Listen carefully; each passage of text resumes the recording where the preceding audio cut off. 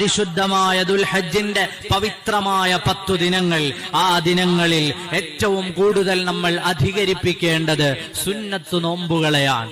സുന്നത്തായ നോമ്പുകൾ സയ്യിദുനാ റസൂലുള്ളാഹി സ്വല്ലല്ലാഹു അലൈഹി വസല്ലമ തങ്ങൾ ദുൽഹജ്ജ് മാസത്തിന്റെ ആദ്യത്തെ 9 ദിവസങ്ങൾ നോമ്പെടുത്തിരുന്നതായി മഹദിമാരായ ഉമ്മഹാത്തുൽ മുഅ്മിനീങ്ങളിൽ നിന്ന് റിപ്പോർട്ട് ചെയ്യുന്നത് കാണാം.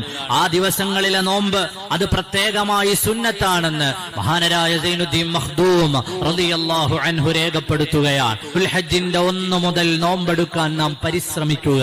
ആ ദിവസങ്ങളിൽ വൽ ഫജ്ർ വലയാലിൻ അശ്ർ എന്ന് തുടങ്ങുന്ന സൂറത്ത് പാരായണം ചെയ്യൽ പ്രത്യേകം സുന്നത്താണെന്ന് മഹാന്മാരായ ഫുഖഹ നമ്മെ പഠിപ്പിക്കുന്നുണ്ട്. നമുക്കെല്ലാവർക്കും അറിയുന്ന സൂറത്താണ് വൽ ഫജ്ർ വലയാലിൻ അശ്ർ എന്ന് തുടങ്ങുന്ന സൂറത്ത്.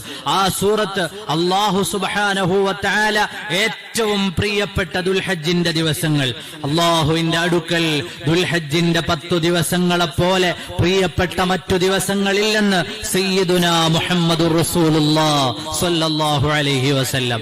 ആ ദിവസങ്ങളിൽ ചെയ്യുന്ന കർമ്മങ്ങൾ അതുപോലെ അല്ലാഹുവിങ്കൽ പ്രത്യേകമായി സ്വീകരിക്കപ്പെടുന്ന അല്ലാഹുവിന്റെ അടുക്കൽ സന്തുഷ്ടകരമായ കർമ്മങ്ങളിൽ നിന്ന് സയ്യിദുനാ മുഹമ്മദുർ റസൂലുള്ളാഹി സ്വല്ലല്ലാഹു അലൈഹി വസല്ലം. അതുകൊണ്ട് തന്നെ ആ ദിവസങ്ങളിലെല്ലാം Download ShareChat.